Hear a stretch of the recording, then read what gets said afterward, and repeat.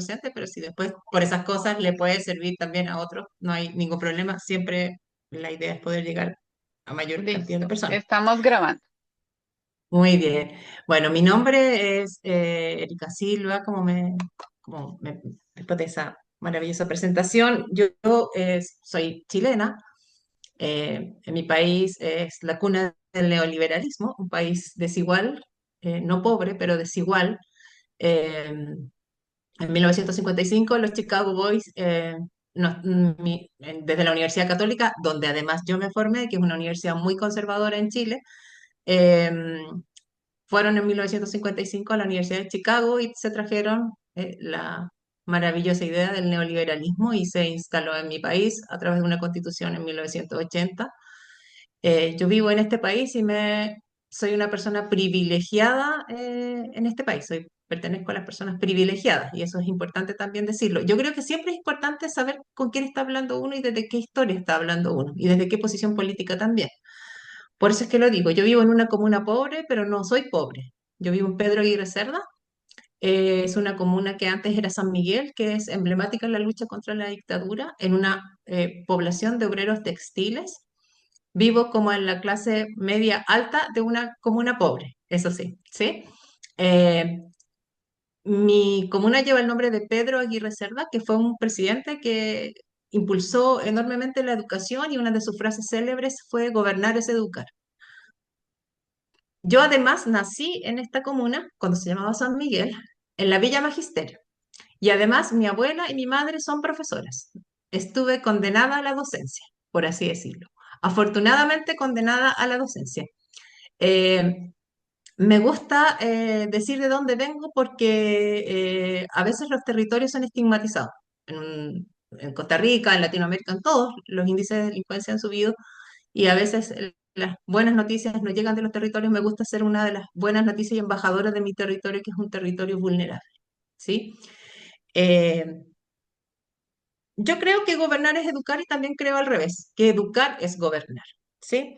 Y solemos creer que se educa en las aulas que la sociedad industrial señaló como que eran los espacios predilectos para ejercer el oficio, ¿sí?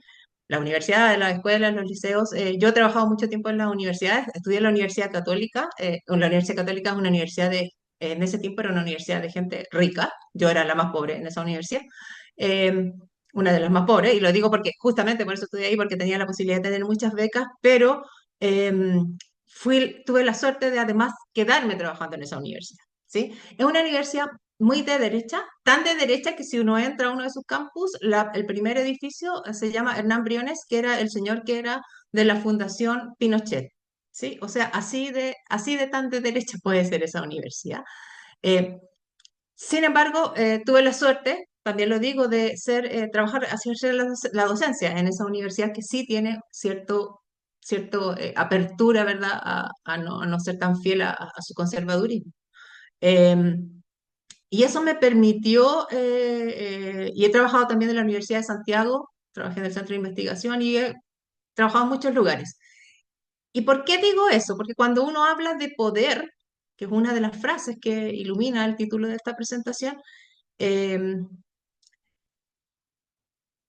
es importante saber desde qué lógica se ha ejercido el poder. El privilegio en una sociedad desigual nos da una condición de poder. Aunque seamos mujeres en un sistema patriarcal, no soy igual a otras mujeres, ¿sí? Me siento muy orgullosa de haber tenido oficinas tan precarias como un container dentro de una cárcel de alta seguridad, en las secciones de alta seguridad de la cárcel, del Centro Penitenciario de San Joaquín. Y también me siento muy orgullosa de haber ocupado la oficina del presidente Salvador Allende en La Moneda. He tenido la suerte de ejercer el poder desde La Moneda, que es nuestro palacio de gobierno, trabajando en la presidencia, y también de hacer clases en lugares muy sencillos, como hacerle clases a pescadoras de caleta en el desierto florido, a mujeres de pueblos originarios mapuches en la selva patagónica. He tenido la suerte, y digo y recalco, la suerte de hacerle clases a abusadores sexuales y a violadores dentro de la cárcel, y digo esa suerte porque en el mundo feminista o en el circuito feminista muchas veces creemos o tenemos la ilusión de que solamente conversando entre mujeres vamos a poder cambiar las coordenadas de un sistema opresor y que ejerce la fuerza y la violencia, ¿verdad? Esta pedagogía de la crueldad a la que hace alusión la Rita Segato. Y desde mi punto de vista y de mi perspectiva, conocer al agresor y de primera fuente resulta, al igual como lo hizo la Rita Segato, ¿verdad?, en las cárceles de Brasil, resulta completamente necesario para configurar esta imagen de cómo se fragua el poder, ¿verdad?, en una sociedad patriarcal y donde las mujeres efectivamente suelen llevarse la peor parte. Eh, Tenemos un escenario que tiene ciertas particularidades, podríamos describirlo de miles de formas. Uno lo que hace en una presentación de tan poco tiempo, obviamente, es como curatoría de qué coordenadas a las cuales echar mano. Me gusta describir la descripción de Jules Hahn con respecto a vivir en una sociedad paliativa y una sociedad paliativa que principalmente lo que busca es no meterse en absoluto en los problemas profundos, sino más bien hacernos sobrevivir a condiciones hostiles de una manera obstinada y permanente para cumplir metas de producción, donde esta mirada del omum, sabemos que omum, pero también es mujer, ¿verdad? Omum laborum predomina, en donde lo más importante es que nuestros cuerpos estén destinados a la producción. Si uno viene a Chile y saca una muestra, nosotros tenemos un río muy pequeño comparado con otros ríos, que es el río Mapocho en la ciudad de Santiago, y si uno saca una muestra, ahí es donde van a parar eh, nuestra orina, por así decirlo, ¿sí? Y si sacamos una muestra en ese río, lo que dice es que tenemos en esa muestra aparece paracetamol y ansiolíticos. Chile es uno de los países que más cantidad de ansiolíticos consume en Latinoamérica. Eh, y eso es un signo justamente y reafirma esta mirada de Jules ante una sociedad paliativa. En realidad no me interesa que te mejores, lo que sí, tómate esta pastillita y tú dale, sale a trabajar de nuevo, no pienses mucho con respecto a los problemas profundos de tu vida. A mí siempre me gusta mirar en el metro. Ay, verdad que la Micha me dijo que hablara más despacio. Ah, ya, ahora me acuerdo. Voy a hablar más despacio. Eh, Me gusta ver en el metro, nosotros tenemos muy buen sistema de transporte en Santiago, en la capital de Chile. Uno sabe exactamente a qué hora va a llegar. O sea, yo miro mi aplicación y sé que voy a llegar en 17 minutos, voy a estar en ese lugar y en 17 minutos voy a estar en ese lugar. Así de predecible y perfecto es. ¿Me escuchan? ¿Me escuchan? No sé si me escuchan. Sí, te escuchamos, solamente hubo una pequeña como interrupción de no se vio el video, pero sí te estamos escuchando.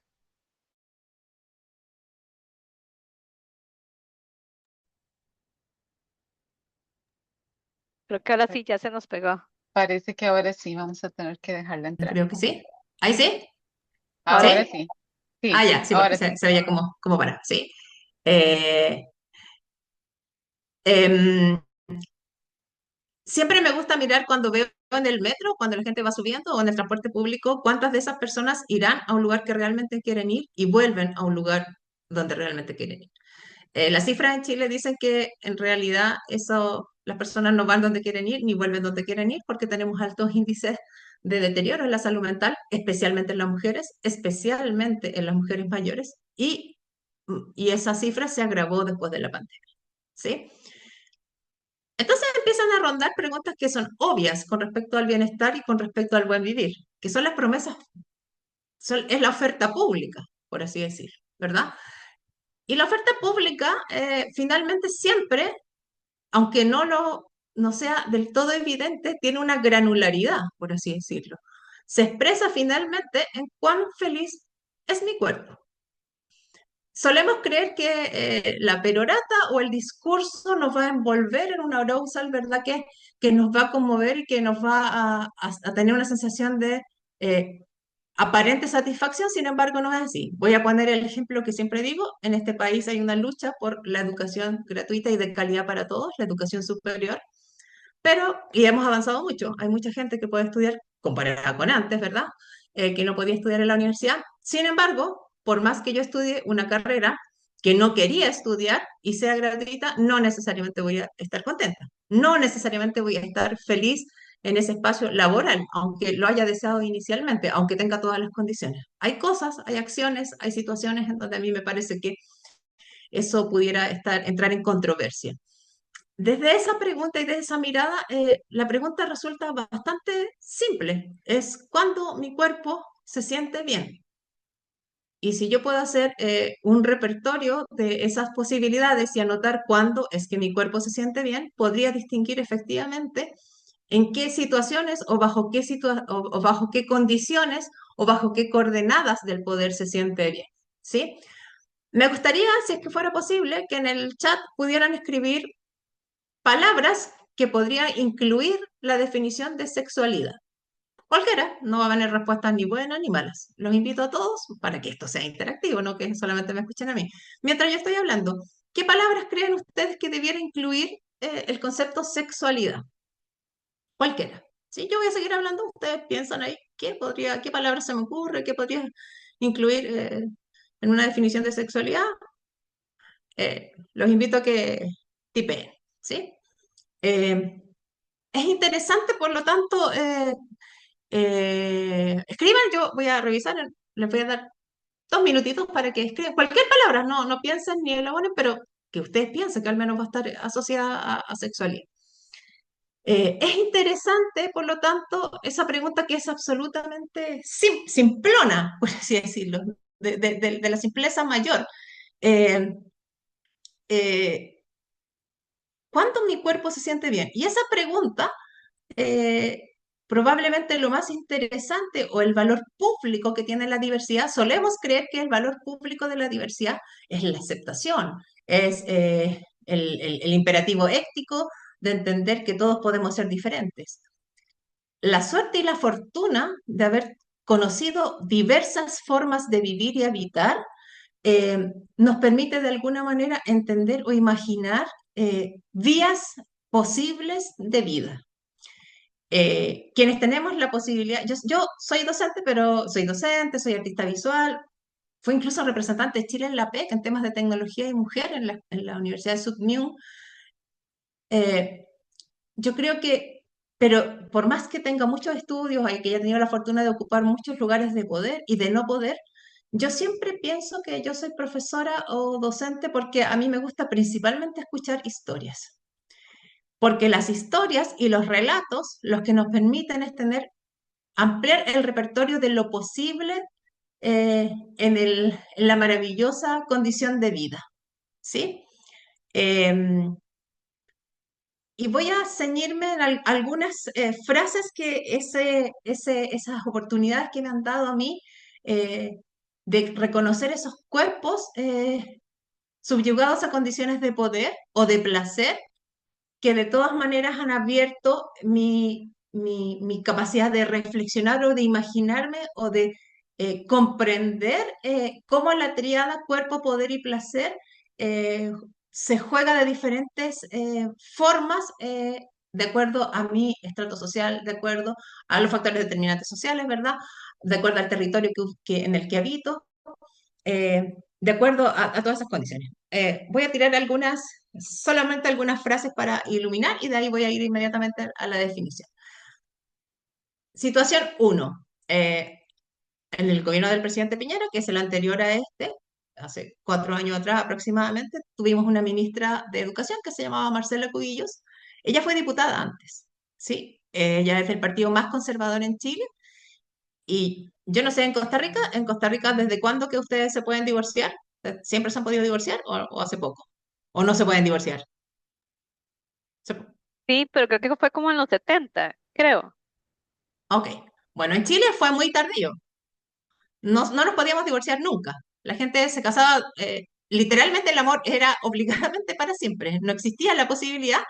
Y en los 90 no recuerdo la fecha exacta, 90, 96, Marcela Cubillos era diputada y ella votó en contra de la ley del divorcio.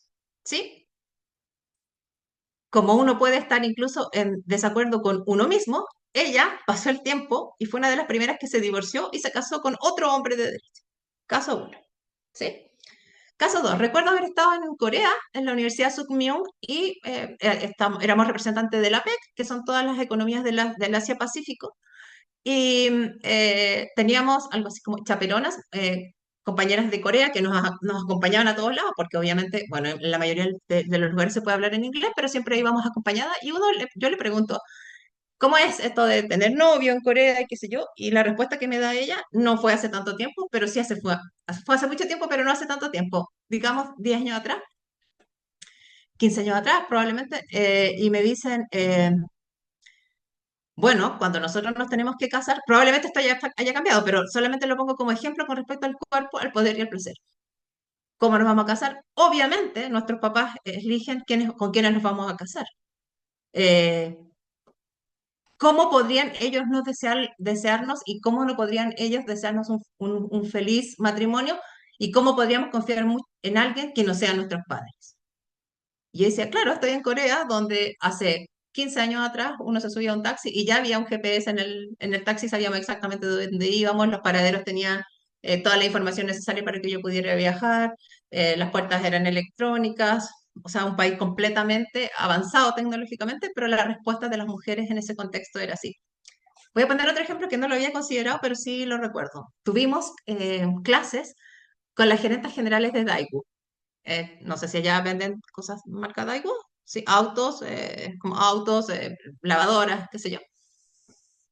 Y ella nos dice, era una capacitación que hacía el Ministerio de Equidad y Género de Corea, y ella nos dice, miren, ustedes no hagan ruido en nada antes de tener un puesto gerencial. Háganse las tontas. Si ustedes ven que el compañero nada, ustedes adelante, adelante. Porque o si no, no van a llegar nunca al poder. Porque o si no, nosotros necesitamos que ustedes lleguen al poder, que lleguen a tener poder en sus ministerios. Todas representábamos a diferentes, trabajamos en el Estado. Y cuando tengan poder, cambian las cosas. Porque no van a llegar. Y uno decía, oye, pero ¿cómo vengo a Corea con una tremenda beca para que me digan eso? Encuentro que como que yo igual... Y lo pongo solamente como ejemplo. No voy a hacer en este momento ni un juicio de criterio, pero lo que sí sabía es que me estaba hablando no era la gerente general del lugar donde en mi país se venden esas lavadoras. Es la señora que inventó esas lavadoras. Es la señora que hace que todo el mundo tenga esas lavadoras y todas las personas en el mundo tengan esos autos. Ya, lo dejo ahí como dando vuelta. Recuerdo en Colombia, la madre Nelly, prostituta trans, eh, me dice, le preguntamos, tuve la suerte de estar con ella y la doble suerte, vengan a mi casa y ustedes me van a poder preguntar lo que ustedes quieran. Imagínense para una persona que investiga sobre el cuerpo y poder y placer que alguien te diga, pregúnteme lo que quiera y lo que quiera yo lo voy a responder. No tenga ningún miedo. Entonces yo le pregunté cuándo ella pensó que en realidad se sentía mucho mejor transitando a ser mujer en lugar de ser hombre. Me dice, yo a los 11 años me enamoré de un hombre. Yo no voy a hacer ningún juicio, solamente estoy mostrando imágenes de la suerte de conocer diversos espacios. Me enamoré de un hombre y ese hombre tenía 30 años. Y ese hombre fue el amor de mi vida. Y como yo tenía tan buenas amigas que también eran trans en mi barrio, que era en el campo, no era Bogotá, eh, ellas me empezaron a inyectar desde súper chica hormonas. Y también me pasaban las esponjas para poder transformar mi cuerpo. ¿Sí? Este pupurrí de situaciones eh, nos muestra. Quiero incluir otro ejemplo, que para mí también es importante porque es ejemplo que tiene que ver con hombres. Eh, Llego a una cárcel a trabajar con hombres y yo siempre digo algo que recomiendo decir. Yo a ustedes no les voy a preguntar nada. Yo soy docente y los docentes llegamos en la vida de las personas desde cuando llegamos. Ojalá hubiéramos podido llegar antes y que usted no esté en la cárcel, pero vamos, yo soy profesora y sé que vengo a una cárcel y sé que de aquí para adelante yo puedo colaborar en su formación. Pero ustedes a mí sí me pueden preguntar todo. Eso siempre abre la puerta mágica de que en realidad siempre le cuentan muchas cosas, que es lo que realmente uno quiere escuchar. Entonces yo empiezo a hacer una clase, esa clase era una clase de fomento al lector, y uno de mis alumnos me dice, profesora, yo no puedo estar en esta clase sin que usted sepa lo que yo hice. Yo maté a mi pareja. Y yo le digo, y yo quiero que usted sepa eso. Entonces le digo, yo vuelvo a repetir lo mismo, yo estoy en una cárcel, o sea, yo sé que no estoy en un preescolar, yo sé que no estoy en una escuela, yo sé que no estoy en una facultad de filosofía, sé que estoy en una cárcel y me imagino que eh, los alumnos que están acá cometieron delitos y eso no, es como, yo soy como un médico salva la vida de cualquiera, un educador educa a cualquiera desde el punto en que lo encontró en su vida. Eh, y me dice, ¿sabe qué? Y el problema de que yo lo maté es que eh, el Poder Judicial me prohibió a mí que yo me acercara a ella. Profesora, yo nunca me acerqué a ella. Ella siempre era la que iba a mi casa. Pongo estas situaciones y solo esta descripción desde una mirada autoetnográfica, probablemente, para remirar situaciones justamente que tienen que ver con el cuerpo, el poder y el placer. Cuán a la deriva están las mujeres, en particular, eh, cuánto protagonismo tienen o no tienen en sus propias vidas de acuerdo al espacio, la situación, el marco legal, la condición económica, la condición educacional que las envuelve o de la que participan, eh, hacen que la promesa pública eh, se modifique de modo tal que puede de alguna manera garantizar o no su desarrollo pleno. Probablemente la mayor expresión del desarrollo pleno se puede mirar o se puede analizar desde las conversaciones que tienen que ver con la sexualidad. ¿Y por qué? Porque en la sexualidad estamos metiéndolo al plano más íntimo del yo, ¿verdad? El más personal. Voy ahora a leer algunas de las palabras que ustedes dijeron que debiera estar incluida en la definición de sexualidad. Tenemos cuerpos, territorios, herramientas, placer, libertad, derecho al disfrute, placer, comunicación, autodescubrimiento, diverso, consentimiento, ¿sí? Ah, bueno, ahí puse Erika Silva Urbano, quien quiera seguirme en Instagram me puede seguir y si quiere hacer alguna pregunta después de esta charla o requiere alguna información o quiere venir a Chile o algo y yo puedo ayudar, siempre lo voy a hacer. Micha sabe, yo siempre respondo, puede que me dé un poquito, pero siempre, siempre respondo. Eh, Hay muchas definiciones de sexualidad, muchas. Recomiendo, estoy acá, no hice una presentación, pero recomiendo algunos libros que pueden ser interesantes. La curiosa historia del sexo de Kate Lister puede ser un libro interesante, bastante fácil y liviano también de leer, de diferentes posibilidades de analizar el sexo, ¿verdad? Yo he leído por el trabajo, digamos, muchas definiciones, pero finalmente la más sencilla habla que quienes tenemos la suerte de tener o de gozar de una sexualidad plena, somos personas que nos habitamos con placer. En mi cuerpo me siento bien y en mi cuerpo además me habito entendiendo que en este habitarse estoy en una relación con un otro. En mi caso, ¿sí? Oh, creo que hay problemas con la... ¿Me escuchan bien? Ok. Eh, y digo en mi caso porque obviamente también existen las personas que podrían... hay miles de expresiones de la sexualidad. Miles de expresiones de la sexualidad.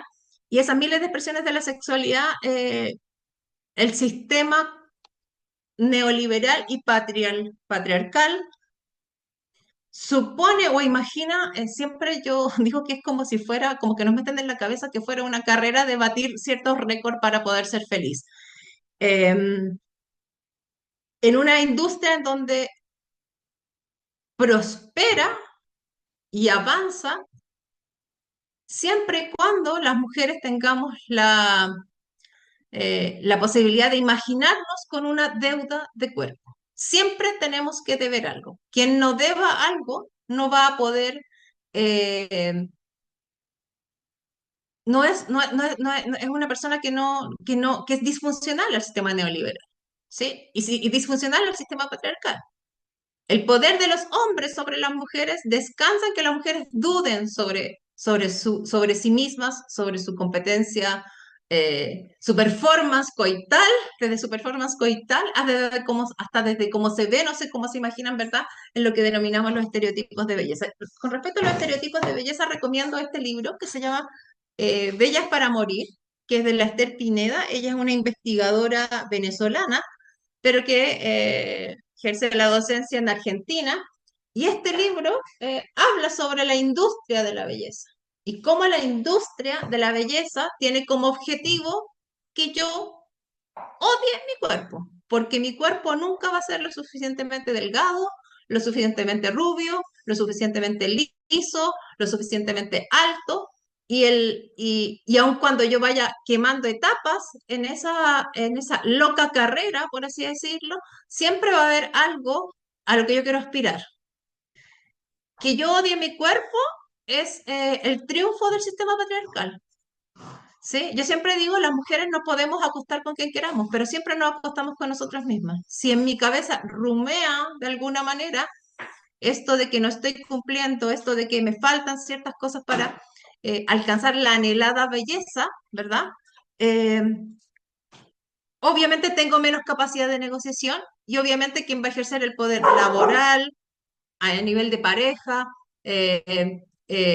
sindical, académico, en la repartición del poder, ¿verdad? En las diferentes gerencias, en las diferentes candidaturas presidenciales, incluso, eh, va a instalar en mí la duda. Y por eso la conversación con respecto a la belleza es importante, porque la conversación con respecto a la belleza es una conversación que tiene que ver con la justicia. En el sistema patriarcal suponemos o imaginamos que las bellas tienen más derecho que las no bellas. Yo siempre digo en Chile que si yo voy caminando por un puente y veo a alguien en Chile, lamentablemente, las personas más, de condición más precaria viven abajo de los puentes, ¿sí? Si tú miras a la orilla, obviamente, la orilla que queda sin agua, de más está decirlo, y si tú ves una mujer que es morena, que está sucia, ¿verdad? Abajo en el puente tú dices, pucha, qué pena que esté ahí. Pero si tú ves una mujer rubia, si ves una mujer arreglada, tú vas y la quieres recoger. Y la gente dice, se cayó, ¿sí? Esa simple diferencia, que es muy, muy básica, digamos, eh, hace que el acceso a la belleza pareciera ser el acceso también a la justicia. Al acceso a la justicia, incluso a la justicia cognitiva que define Boaventura de Sousa Santos, ¿verdad? Esta cosa de yo voy a ser el escuchado, mi palabra va a predominar por sobre otras, ¿sí? Y eso, y mi verdad, y mi historia, y mi testimonio va a ser más valioso que el del otro. Yo me acerqué al tema de la belleza porque yo siempre digo, yo soy profesora, nunca he sido profesora de individuos, siempre he sido profesora de comunidades, siempre he sido profesora de exclusión, no de inclusión. No me interesa hablar de inclusión, me interesa hablar de exclusión. Cuando hablamos de inclusión, todos estamos de acuerdo. Nadie te va a decir, mira, en realidad a mí no me interesa, pero cuando hablamos de exclusión, en realidad empezamos como a tastabillar cuando nos empezamos a dar cuenta eh, de ciertas fracturas cognitivas, ¿verdad? De cuando pensamos algo y en realidad nosotros mismos nos empezamos como a contradecir. Eh, yo recuerdo que he hecho muchas asesorías. Yo de origen soy educadora de preescolar, no sé cómo se dice, de primera infancia. Eso es lo que estudié y me tocó la suerte de capacitar a cerca de 1000 educadoras y técnicos en educación de párvulo, que son las docentes que trabajamos con, en teoría yo estudié eso, pero no he educado párvulo alguno, solamente he educado a adultos, a lo largo de todo Chile. Y me tocó hacer bueno, tienes que hacer una clase de inclusión. En ese tiempo, hace 10 años atrás, hablar de inclusión era hablar de necesidades especiales, en el fondo niños que tenían trastorno del espectro autista, ¿verdad? O como eso, digamos, o algún problema de discapacidad que afectaba su movilidad. eh, y a mí me parecía que sí, que claro, era necesario, pero yo dije, ya, voy a hacer como ustedes se habrán dado cuenta, creo que soy demasiado buena para hablar a veces, y yo dije, voy a hacer una clase en la que yo no hable. Y lo que hice fue llevar fotos y en particular un video. Les sugiero que sigan a Silvina Peirano, ella es una especialista en sexualidad y discapacidad. Y ese fue mi primer acercamiento a la relación de la sexualidad y del poder. Entonces, lo que yo hice fue a las educadoras mostrarles fotos de mujeres con discapacidad evidente, porque obviamente las discapacidades psiquiátricas no necesariamente se ven, porque eran fotografías, no era relato. Y le digo, eh, ¿qué ven en estas fotos? Eran fotos que ella había hecho una curatoría de fotografía donde las mujeres o las personas, las mujeres y también había hombres, ¿verdad?, con discapacidad, se veían, eran en situaciones sensuales, no sexuales, pero sí sensuales, o dándose besos, besándose, abrazándose, tocándose. Entonces ya empiezan a decir, oh, sí, me parece, mira qué bien se ve ella, mira que yo nunca pensé que las personas con síndrome de Down pudieran tener pareja o qué sé yo. Y yo decía, bueno, todo eso que están diciendo habla de exclusión, porque en el mundo de lo posible empiezo a dejar gente afuera sin ni siquiera haberme dado cuenta. Y esa conversación a mí me llevó a pensar, en el fondo, imagina, bueno, y después de esa conversación ella me decía, uy, mira, es que yo veo esta foto y ella se ve tan linda, y mira, no tiene sus brazos, o está en silla de rueda, y mire, profe, que yo me siento tan mal porque tengo celulitis, entonces me da vergüenza mi cuerpo, y hace mucho tiempo que yo no tengo una vida sexual plena con mi marido. Y decía, bueno, esta persona simplemente está viendo una foto y a partir de eso no tenemos ningún lazo de confianza y me estoy enterando de cosas que son súper personales de esa persona. Entonces, a mí me llamó la atención esa conversación que tenía que ver justamente con la imagen. Y aquí empiezo a remitirme a esta relación en cuánto juega esa imagen y el repertorio de lo que veo. De alguna manera se genera un dispositivo en donde empiezo a construir en mi cabeza a qué debiera responder esa imagen de mujer. ¿Cómo es mejor ese cuerpo de mujer? ¿Qué merece ese cuerpo de mujer y cuántas expectativas tengo que generar con respecto a ellas? Para mí todos los cuerpos estamos en tránsito, todos los cuerpos somos trans. Lo que pasa es que hay tránsitos más predecibles o menos predecibles, pero todos transitamos. Transitamos y nos movemos de un país a otro cuando migramos, transitamos cuando pasamos de querer ser mujer a tener el cuerpo de un hombre, o al revés. Transitamos las mujeres en el mismo ciclo menstrual, no somos las mismas si estamos ovulando, no somos las mismas si dejamos de ovular, no somos las mismas cuando estamos menstruando, no somos las mismas cuando empezamos a ser madre, nuestro cuerpo, y mucho más que el de los hombres, siempre transita. Hay un tránsito que es mucho más predecible, ¿sí? Que es el tránsito del envejecimiento. Yo soy gerontóloga y tuve la suerte y la fortuna de, siendo muy joven, estudiar gerontología. Por lo tanto, siempre supe algo que era obvio y evidente. Iba a envejecer. Y los pueblos envejecen.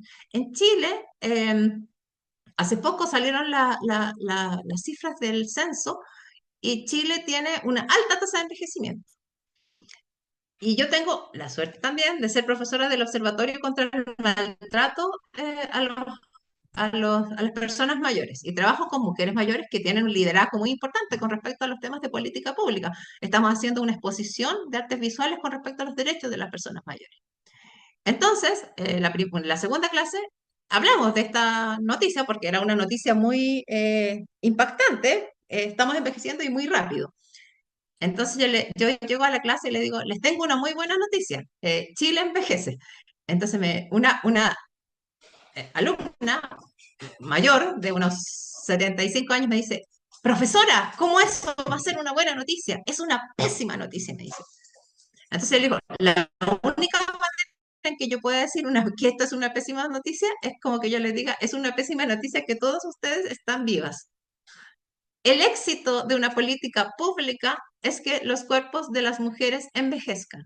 Además, en Chile envejecemos bastante bien, a pesar de ser un país desigual.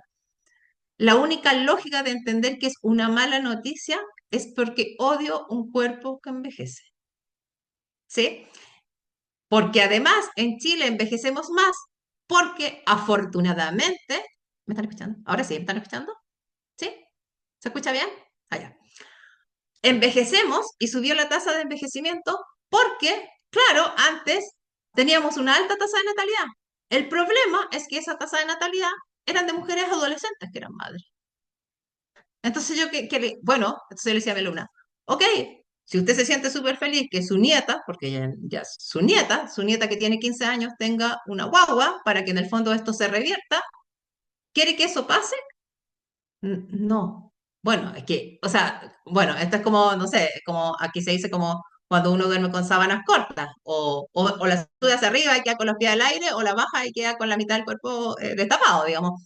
¿Cómo lo vemos? Evidentemente implica un desafío para esos cuerpos que transitan. Y por eso es importante también el gerofeminismo como una rama particular del feminismo que se hace cargo de la lógica de los envejecimientos de los pueblos y de los envejecimientos de las mujeres.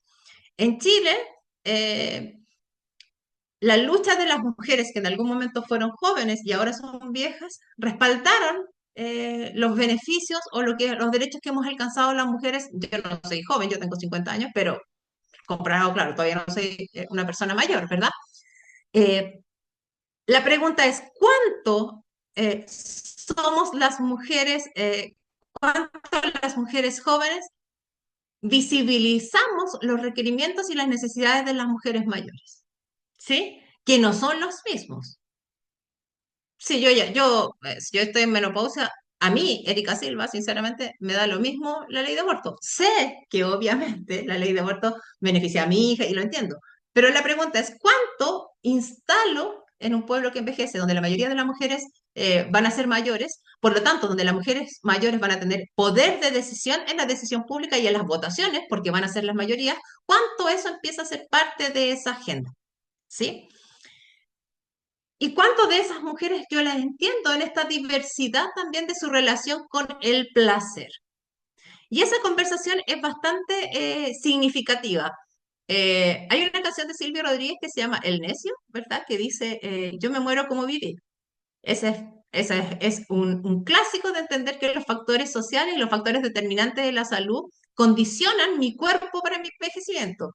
En realidad no existe la vejez, existen las vejeces, ¿sí? Nuestra juventud, la posibilidad de cómo nos alimentamos, la posibilidad que tuvimos de acceder o no a la educación, la posibilidad que tenemos o no tenemos pareja, me hace que mi envejecimiento sea distinto el uno del otro. Yo no sé si ustedes conocen, me imagino que sí, conocen a Michelle Bachelet. Michelle Bachelet fue nuestra presidenta, nuestra primera mujer presidenta, pero además no necesariamente la conocen por eso, pero sí fue la primera mujer que estuvo a cargo de ONU Mujeres, porque con ella se creó ONU Mujeres. Ella es una mujer mayor, y se da esta paradoja que a mí siempre me gusta decirlo. Nosotros nunca decimos Michelle Bachelet la persona mayor o la adulta mayor, porque presumimos que cuando hay capital político y cultural, esa segmentación importa poco o nada, ¿sí?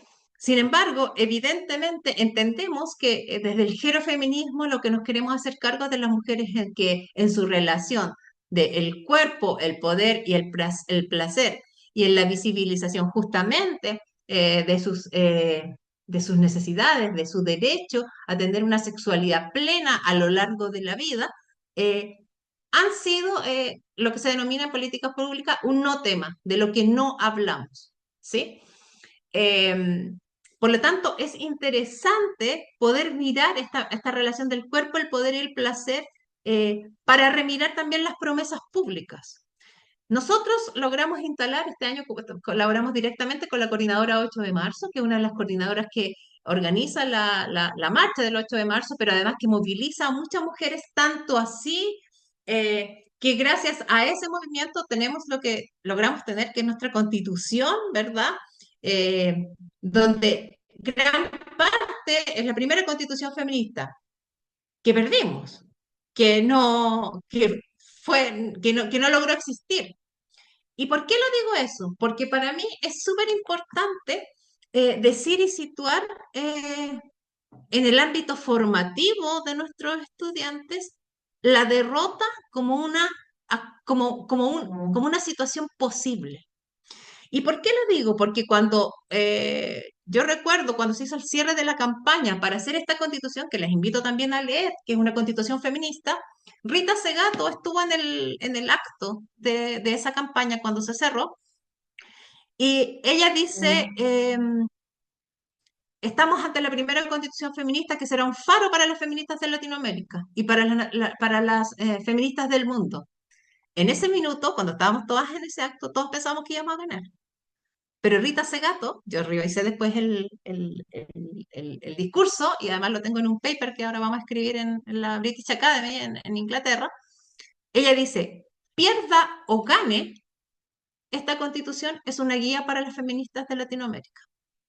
y pierda o gane es crucial, porque nosotros solemos preparar a nuestros alumnos para que triunfen y sean exitosos. Yo no conozco a nadie que haya enfrentado el poder y siempre haya ganado. Nuestros alumnos, nuestros estudiantes tienen que ser formados para la derrota, porque vamos a encontrar derrotas en el camino. Junto a la derrota, tienen que ser formados en la resistencia, porque evidentemente la derrota no nos puede abatir. La derrota solo nos puede,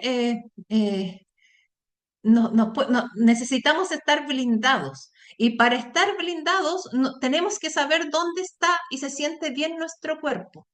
Porque cuando sabemos dónde está y se siente bien nuestro cuerpo, esas derrotas se enfrentan de una manera distinta. Creo que ya me pasé en el tiempo, ¿o no?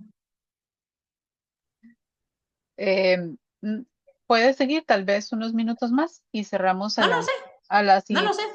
10 minutos más y ¿Sí? iniciamos con las preguntas y respuestas. Ok, ya. Entonces, eso para mí es importante. ¿Cómo imaginar una docencia en donde somos exhaustivos en mirar en esta relación del cuerpo, el poder y el placer?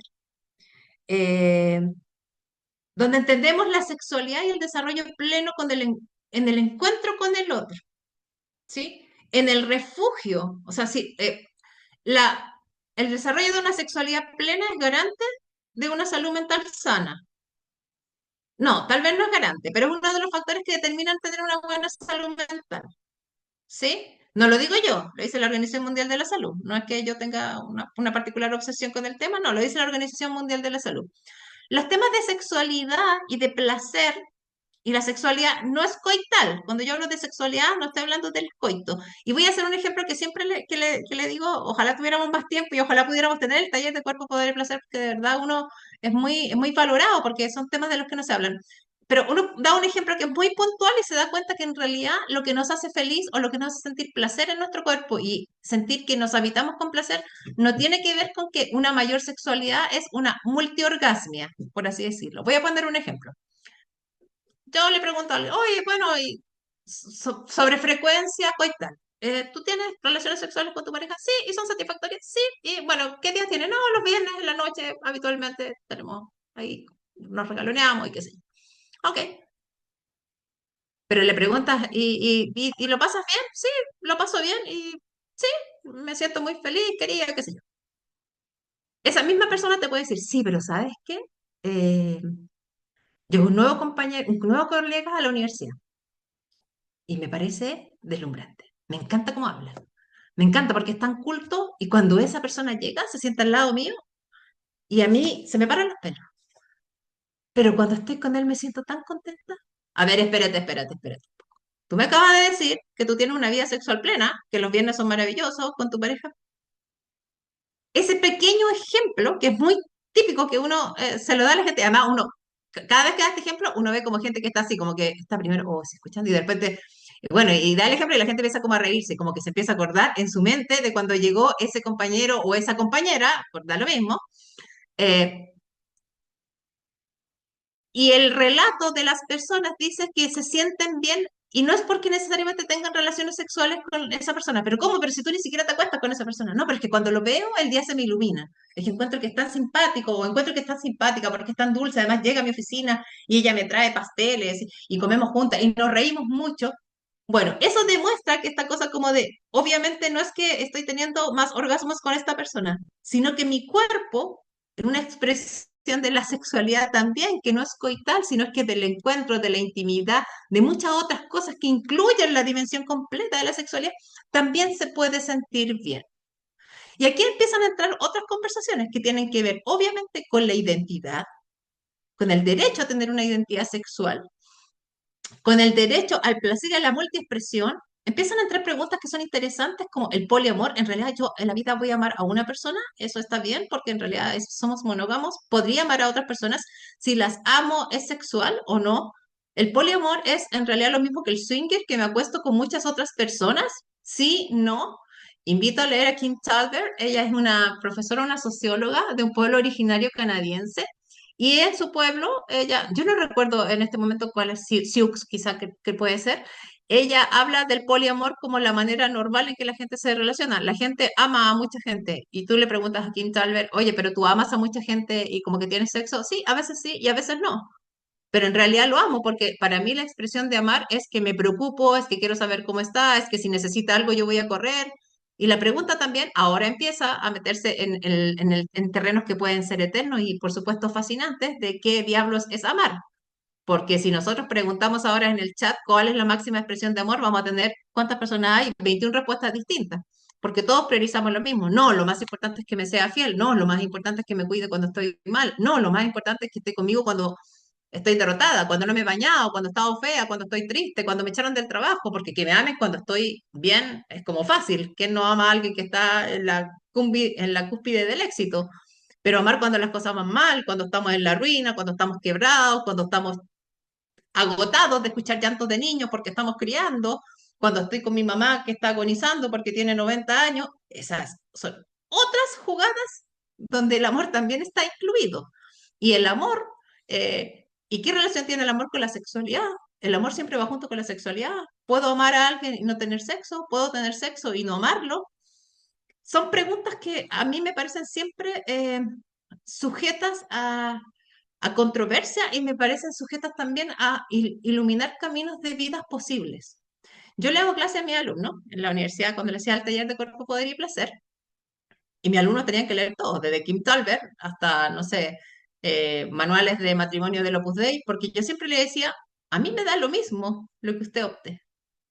Lo que no me da lo mismo es que usted no sepa que hay muchas formas de expresar el placer, de evitar, de expresarse en el habitarse con placer. ¿Sí? Esa construcción del habitarse con placer tiene que ver con coordenadas que son distintas, pero también tiene que ver con marcos legales, porque los marcos legales evidentemente, no sé, hace, en el 2000, hace 2 años, un año, se cumplieron los 30 años en que la Organización Mundial de la Salud sacó la homosexualidad dentro del catálogo de enfermedades psiquiátricas. O sea, de eso estamos hablando. Hace 30 años ser homosexual era tener una enfermedad psiquiátrica. ¿Sí? Y eso es el ejercicio del poder sobre el cuerpo. Es directo, digamos, ¿sí? Eh, la posibilidad de, aquí en Chile nosotros no tenemos la posibilidad de que las personas del mismo sexo se casen. Tenemos solamente un acuerdo de unión civil que no tiene los mismos derechos, ¿verdad? Pero obviamente también es un avance. Todas esas conversaciones empiezan a entrar cuando nos metemos en esta conversación de la relación del cuerpo, el poder y el placer, ¿verdad? Empiezan a ser, a cobrar importancia. Aquí en Chile han cobrado mucha fuerza los movimientos más conservadores que quieren que solamente los padres tengan la posibilidad de educar sobre la sexualidad integral en las escuelas. Yo lo que nunca he entendido es por qué, sí, ya, ok, no hay yo podría decir, obviamente yo no estoy de acuerdo, pero ya podría decir, bueno, pero no es una batalla completamente perdida, porque en realidad lo que sí puede hacer siempre el Estado es educar a quién, a los padres, porque finalmente si la derecha me está diciendo, no, en realidad, y la disputa solamente está, ¿qué va a pasar en la escuela con esos niños? Sí, está bien. El problema es que tengo a padres que nunca han recibido tampoco una educación sexual integral. Por lo tanto, cuando se descansa en esa posibilidad, se está descansando también en un piso súper precario con respecto a la posibilidad del repertorio del deseo, ¿verdad? Del repertorio del placer y de la lógica y de la definición más simple de sexualidad que es habitarse con placer, ¿verdad? Y ahora sí que creo que sí estoy al tiempo. ¿O no? ¿Me falta? Sí. Sí, sí, sí, ya más o menos vamos llegando. Casualmente acá también el gobierno actual considera que son las familias las que tienen que educar a sus hijos y a sus hijas en educación sexual porque eliminó las guías que teníamos desde el 2012. Teníamos guías especiales y las eliminó. Entonces ahora en este país estamos dando todo un debate sobre el tema. Ujú. Pero vamos entonces a ir al espacio, si les parece, de preguntas y respuestas. Quien tenga una pregunta o la puede escribir en el chat o puede solicitar la palabra. Este es el momento. Adelante. Cualquier pregunta que tengan para la profesora Erika O comentario. o comentario también.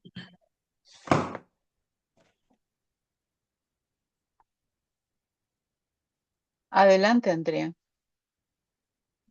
Entonces, no más que una consulta, cuando hablabas de este mandato del libro de Esther Pineda, de Bellas para Morir, ¿verdad? Y de que para tener una sexualidad plena necesitamos estar a gusto con nuestros cuerpos.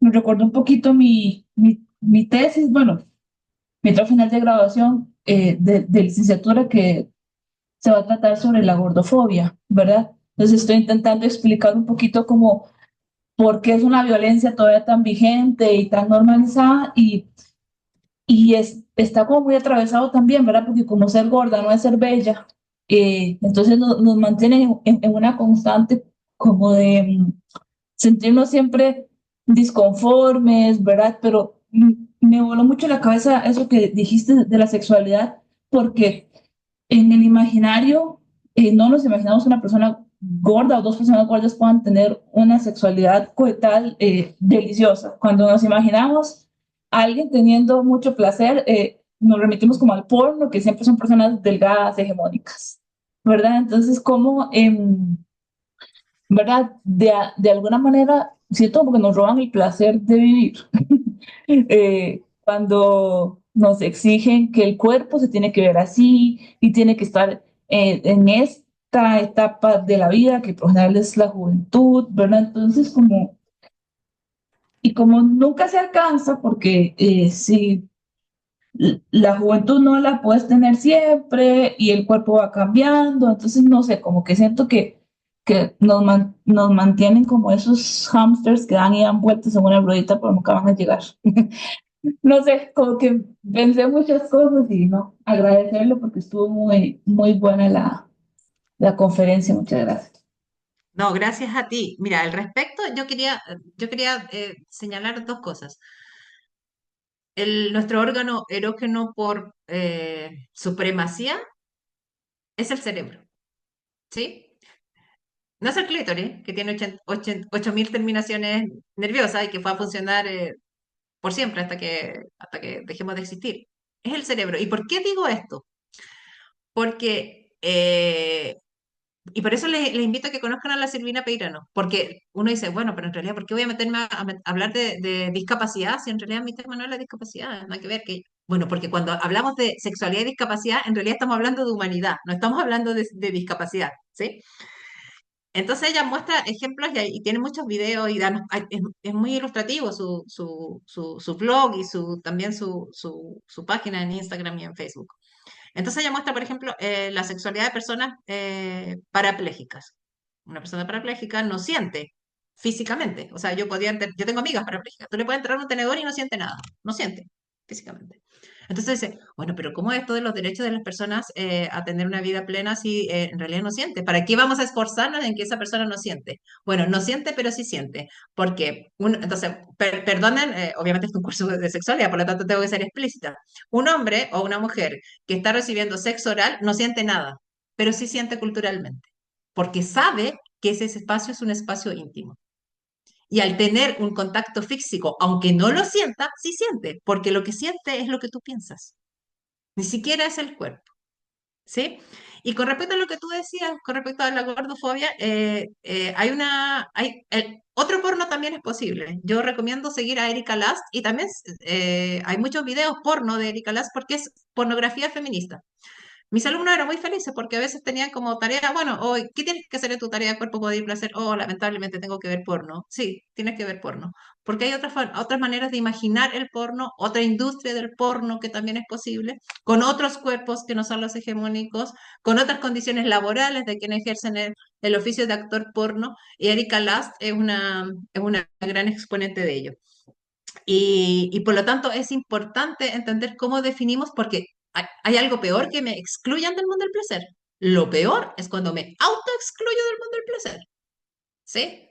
No, no es lo mismo que yo diga, ah, pucha, es que no sé, es que no me quieren porque soy gorda, él no me quiere. Bueno, yo no me quiero porque soy gorda, yo no me quiero porque soy narigona, yo no me quiero porque, no sé, quizás tengo movilidad, problemas en la movilidad. Por eso tal vez conocer los temas de sexualidad en cuerpos que escapan aún más de la heteronorma, aún más de los estereotipos de belleza, permiten entender condiciones particulares o tener una visión mucho más aguda con respecto a los derechos sexuales. Eso es lo que a mí me parece interesante. Y otra cosa que quería agregar era, nosotros trabajamos también, bueno, le dejé ahí también otro link, la belleza diversa, y trabajamos mucho los temas de justicia de la imagen, de entender la imagen y el derecho y el exigirle al Estado que las imágenes que las mujeres vemos sean imágenes de cuerpos comunes y corrientes y normales, porque en la medida que son estereotipados, más nos enfermamos. De hecho, hay estudios después de la pandemia que las mujeres habían disminuido mucho más su autoestima porque a diferencia de cuando yo entro a una clase y voy a dar esta clase, no me veo. Ahora yo estoy en Zoom, entro acá y sí me veo. Por lo tanto, no es lo mismo entrar a una clase y no verme. Y si me estoy viendo, y si no me moví mucho, y si empecé a engordar, y si estoy ojerosa porque estoy deprimida, me veo. Y eso no es lo mismo antes cuando simplemente yo entraba a una sala.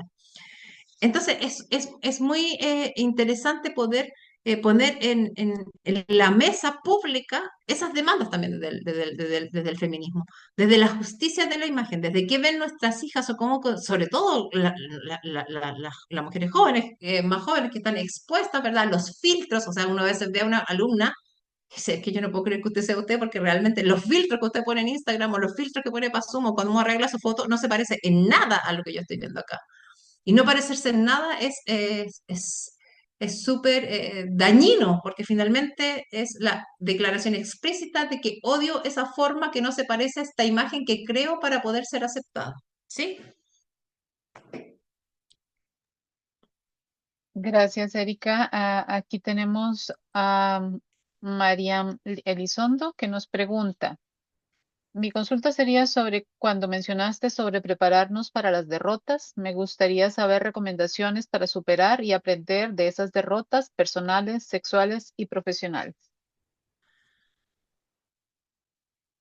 Em, yo creo que la pregunta es bien inicial, ¿para qué uno forma en la academia? Pero no solo en la academia. A mí me gusta mucho participar en la academia, pero me gusta mucho, y debo decirlo, es feo que lo diga en un espacio académico, pero me gusta mucho más la formación, la educación no formal. Llegar a diferentes lugares donde me toca educar, me siento mucho más,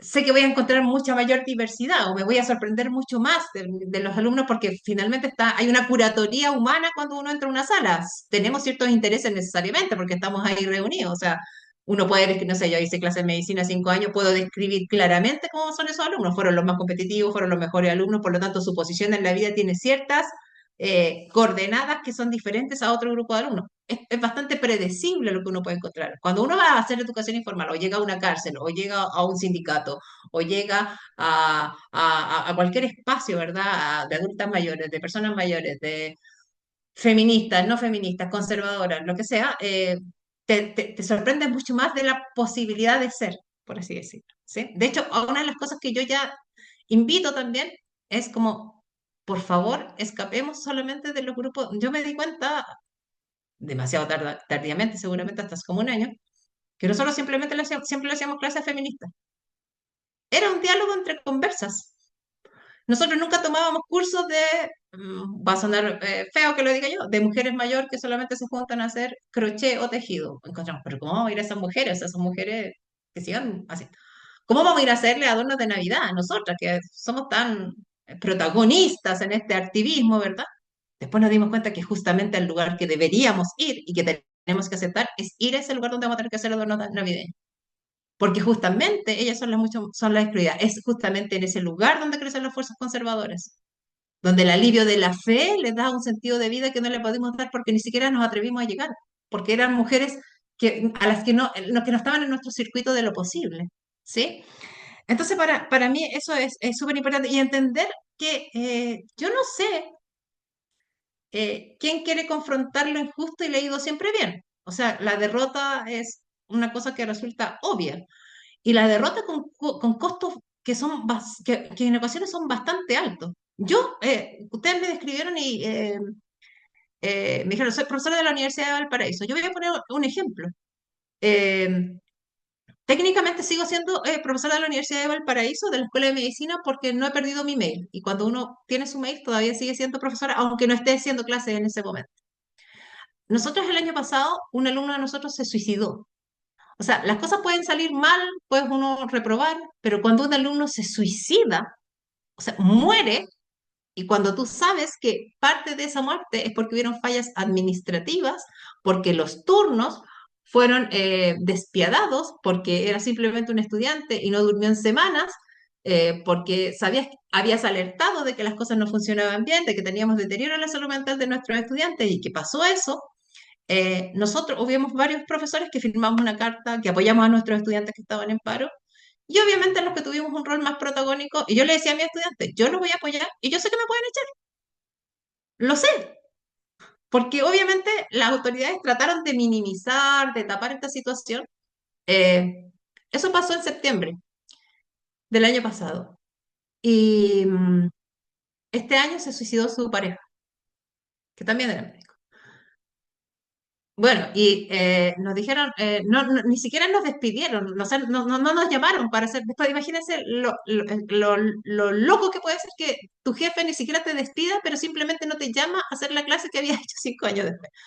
Yo le dije a mi alumno, yo sé que esto puede pasar, y quiero que ustedes sepan que a ustedes también les va a pasar, pero yo no me voy a quedar callada porque uno de ustedes se muera. Yo no me voy a quedar callada porque yo no quiero ir al funeral de ninguno de ustedes. Yo no voy a ir a consolar a la mamá de ustedes, y si yo me quedo callada, eso me puede pasar. Yo prefiero que me despidan. A mí me da lo mismo que me pida. Yo trabajo con la Micha sabe, trabajo con 10 partes, pero obviamente no está bien. El tema es que este año no nos llamaron para hacer clases, pero hace como 2 meses la persona que nos echó la echaron, que era nuestra jefa superior. Bueno, eso va a pasar, y ahora nos van a llamar para hacer clases de nuevo. Pero podrían no habernos llamado, y podría yo, bueno, yo igual hago clases en otros lugares, en muchos otros lugares, pero uno hay algo que se llama clivaje, ¿verdad? Cuando la situación llega a un punto en que necesariamente se divide en aquí estamos los que estamos de acuerdo y aquí estamos los que no estamos de acuerdo. El silencio cómplice en el mundo académico, en el mundo político, está en todas las veredas, de izquierda, de derecha, de conservadores, no conservadores. Hay un libro maravilloso de Víctor Frank, El sentido de la vida, creo que se llama. Víctor Frank ¿verdad? Es un psiquiatra, creo que psiquiatra, que estuvo preso en tiempos en Auschwitz, creo. Y él siempre decía, el mundo se divide en dos, el mundo de los decentes y el de los indecentes. Y no quiere decir que siempre el indecente sea el carcelario el que estaba a cargo de los judíos en los centros de concentración, porque habían personas que estaban a cargo de los judíos y calladitos llevaban pedazos de pan y lo compartían con los que estaban privados de libertad. Los que estaban privados de libertad y los que estaban que iban a terminar siendo quemados probablemente, también se traicionaban entre ellos. Entonces también había gente indecente en los dos bandos. Es falso que eso va a existir así. Entender eso en la vida y en la formación de los profesionales es básico, porque finalmente, ¿para qué uno forma? ¿Para que uno siempre se pueda acomodar a la situación para mantener esa situación de poder? No. Yo tengo que educar y formar para que sepas que van a llegar momentos en que vas a tener que tomar esa decisión. Y ese momento yo le digo a mi alumna, usted va a saber claramente, y ojalá nunca le pase, va a saber cuándo se transforma en un monstruo. El monstruo es el que aceptó lo que no tenía que aceptar y siguió como si nada pasara. Y usted va a creer que eso es mejor, pero a la larga va a ser peor. Porque a veces sufrir es mejor una vez que vivir con el peso de haber acarreado, en este caso, muertos, literalmente hablando. ¿Cuándo nos convertimos en monstruos? Es una pregunta que nos tenemos que hacer. No nos convertimos en monstruos solamente cuando aprendemos a aceptar derrotas y que vale la pena vivir luchar por la dignidad de las personas. ¿Sí? Esa es como la manera de enfrentar, porque si yo quiero dar cierto protagonismo académico, o sea, ¿de qué sirve que yo pueda manejar? Miren, aquí tengo 1, 2, 3, 4, 5, 6, 7, 8, 9, 10 libros que realicé para hacer esta clase. ¿De qué sirve que yo recite citas de estos libros? Yo sé, soy una máquina que puedo hacer 1000 papers. ¿De qué sirve que yo simplemente tenga esa ritualidad académica si finalmente no confronta el poder de quienes ejercen acciones que son inmerecidas para el pueblo y sobre todo para los más vulnerables? ¿De qué sirve? ¿De qué sirve en la vida? No de qué sirve en la academia, en la carrera académica, en que yo quiero ser un profesor de plantas. ¿De qué sirve en la vida? Esa es la pregunta. Y eso se enfrenta a las derrotas.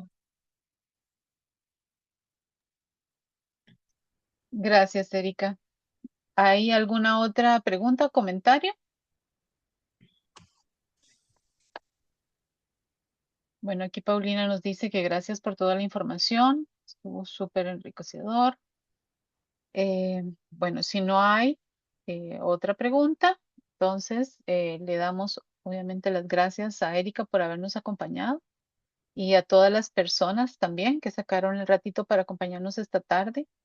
Les invitamos a seguir las actividades del Instituto de Estudios de la Mujer a través de nuestras redes sociales en Instagram, Facebook y también en su canal de YouTube. Y continuemos creando y habitando espacios donde el cuerpo, el poder y el placer sean también territorios de derechos. Muy buenas noches. Muchas gracias por la invitación.